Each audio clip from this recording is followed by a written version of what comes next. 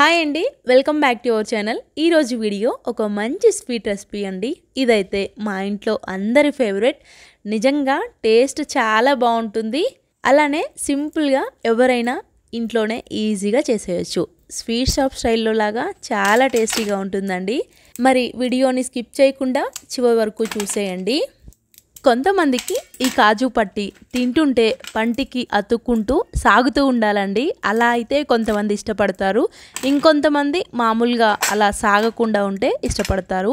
కానీ మా ఇంట్లో అయితే మంచిగా ఇలా సాగుతూ ఉంటే ఎక్కువ ఇష్టం అనమాట. సో నేను కూడా అలానే చేశాను. టేస్ట్ అయితే చాలా చాలా బాగుంటుంది. తిన్న తర్వాత కూడా ఆ ఫ్లేవర్ అనేది మనకి తెలుస్తుందండి. సో మరి ఇప్పుడు మనం వీడియోలోకి అయితే వెళ్ళిపోదాం. స్కిప్ చేయకుండా చివరి వరకు చూసేయండి.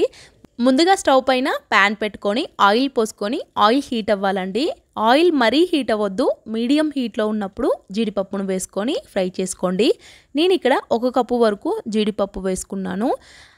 మంటను మీడియం ఫ్లేమ్లో పెట్టుకొని గరిటెతో కలుపుతూ ఉండాలండి. వెంటనే ఫ్రై అయ్యే ఛాన్స్ ఉంటుంది కాబట్టి గరిటెతో కలుపుతూ ఉండాలి కంటిన్యూస్గా.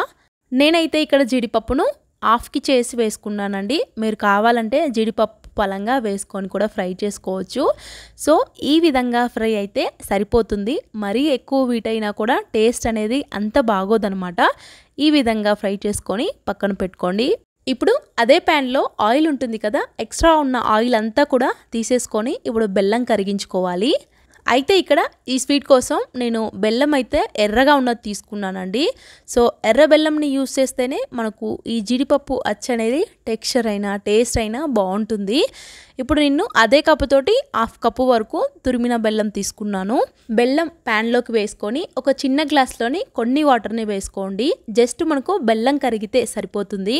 బెల్లం కరిగేలోపు ఏదైనా ప్లేట్లోకి నెయ్యి రాసుకొని పక్కన పెట్టుకోండి. బెల్లం చూస్తున్నారు కదా, మనం కొంచెమే తీసుకున్నాం కాబట్టి త్వరగానే పాకం అనేది వచ్చేస్తుందండి. ఈ విధంగా కంటిన్యూస్గా బాగా కలుపుతూ ఉండాలి.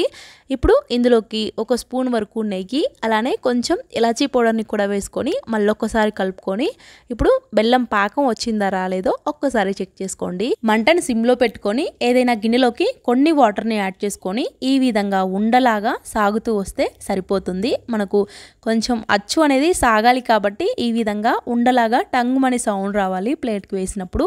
ఈ విధంగా వచ్చిన తర్వాత ఇందులోకి జీడిపప్పును కూడా వేసుకొని స్టవ్ ఆఫ్ చేసుకోండి.